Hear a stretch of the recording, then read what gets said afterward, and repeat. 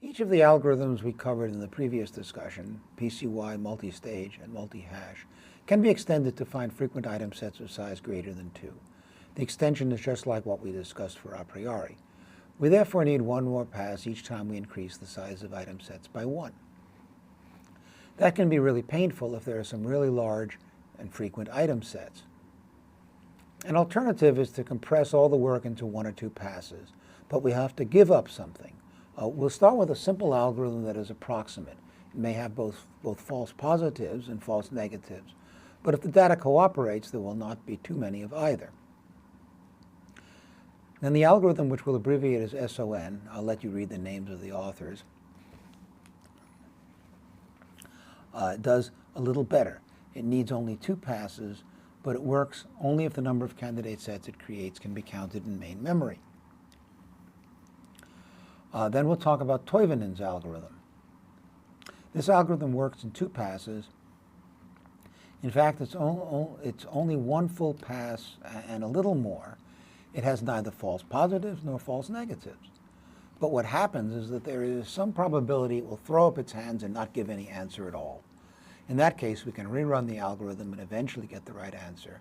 The expected number of passes is low, but there is no guarantee of ever finishing. What we'll refer to as the simple algorithm is nothing more than random sampling.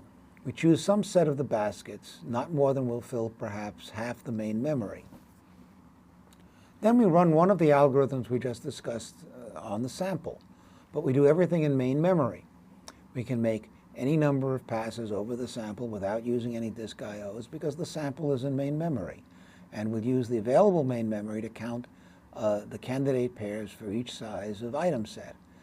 The problem with this algorithm is that we may not be able to afford much main memory to hold the sample baskets, or else we will not be able to store all the counts that we need in main memory as well. And the smaller the sample, the less accurate the results will be. Of course, there needs to be an adjustment to the threshold. If we state the threshold as a percentage, then we can simply use that percentage on the sample.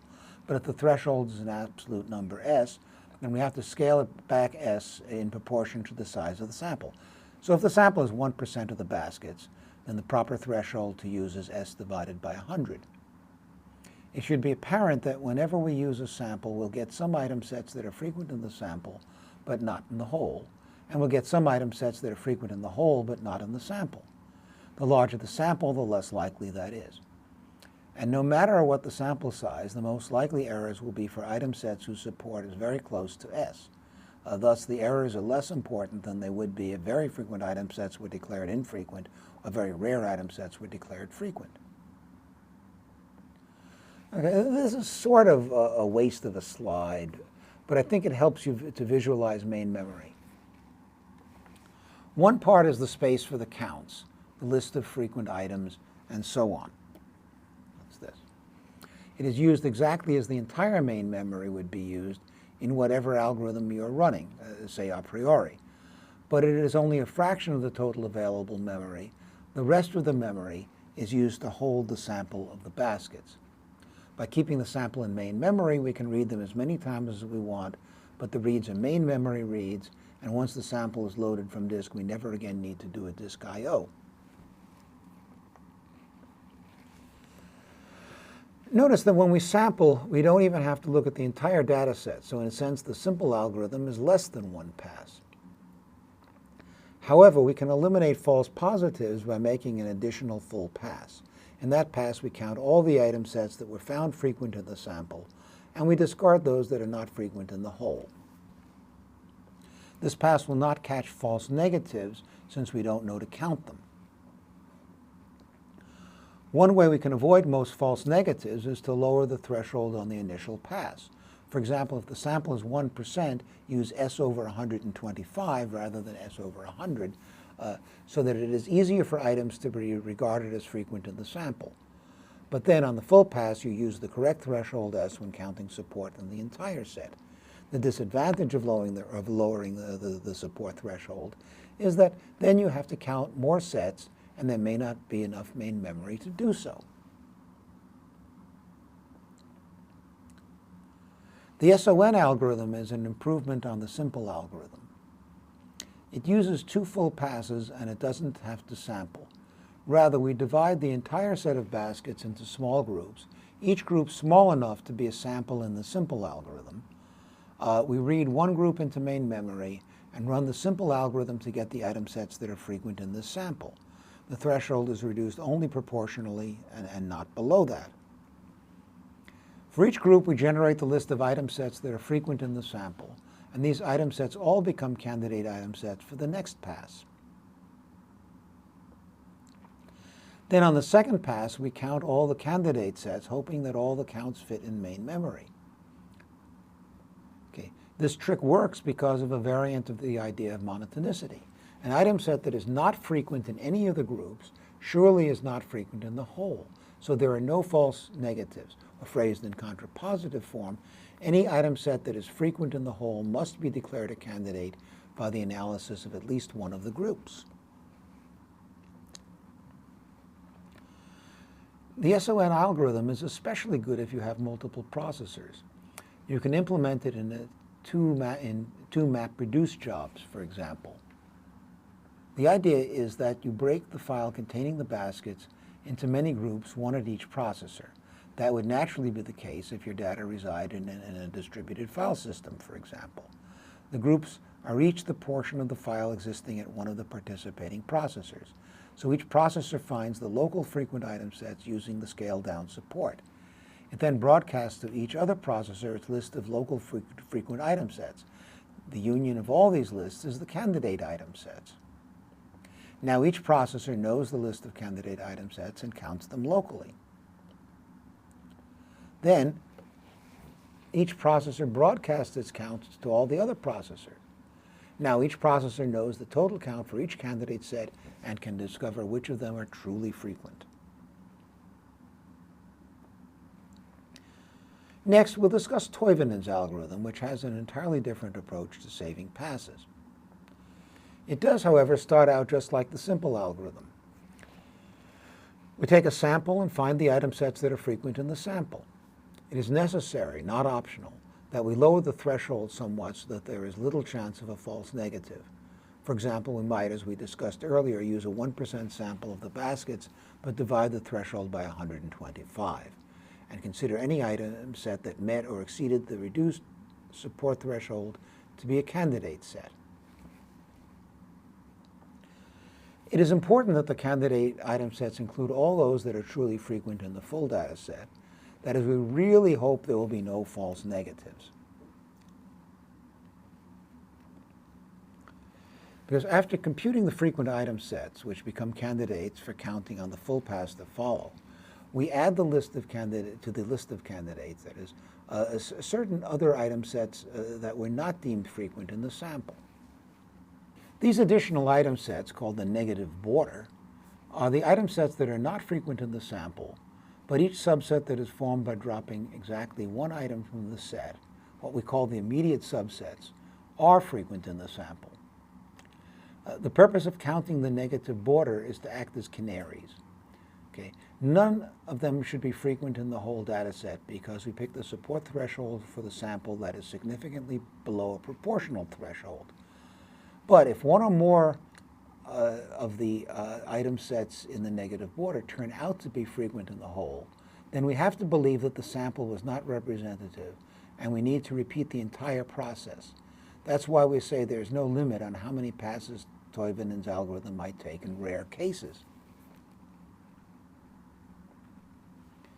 Here are some examples of when sets are in the negative border. A set of 4 items, say A, B, C, D, is in the negative border if it satisfies 2 conditions. First, it must not itself be frequent in the sample. No set that is frequent in the sample can be in the negative border. But all of the immediate subsets, the sets that we get by deleting one of A, B, C, or D, that's these guys, are frequent in the sample.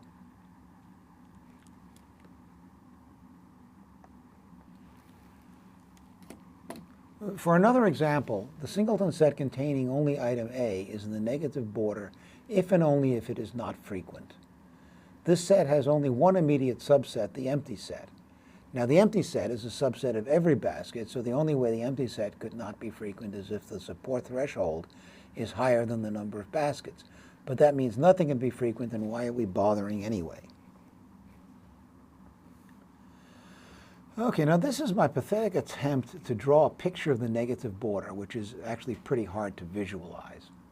Okay, the vertical dimension is the size of item sets, and the horizontal dimension somehow represents all the item sets of a given size. The frequent item sets are the green region. This region is closed downwards because of monotonicity. A subset of a frequent item set is always frequent. Then the negative border is those sets above the green region that have only green below them. The negative border may consist of sets of different sizes, since items tend to have widely varying frequencies. Now, the second pass of Toivonen algorithm, the first full pass really, has us count all the candidate item sets, including the negative border. We hope no item set from the negative border turns out to be frequent in the whole. As long as there are no frequent item sets in the negative border, then whatever item sets are found to be frequent in the whole are the true frequent item sets. There are no false negatives and no false positives. And the sucky part is what happens if there's something in the negative border, that is, it's frequent in the whole. In that case, we must start over again with another sample. Okay. We really don't want that to happen, so we need to engage in a balancing act. We want the support threshold for the sample to be as small as possible, so it is unlikely anything in the negative border is frequent in the whole. But the smaller we make the threshold, the more candidate items there will be, and the larger the negative border will be. If we make the threshold too small, we won't be able to fit the counts for all these sets in main memory. Here's a picture that suggests why it is such a disaster if something in the negative border is frequent. If it were just the item set found frequent itself, as this guy, we could just call it frequent and be done with it. But what about all the supersets of this item set? They could also be frequent in the whole, and we didn't count them. So we don't know how far up the problem goes, and we have no way to find out without starting over.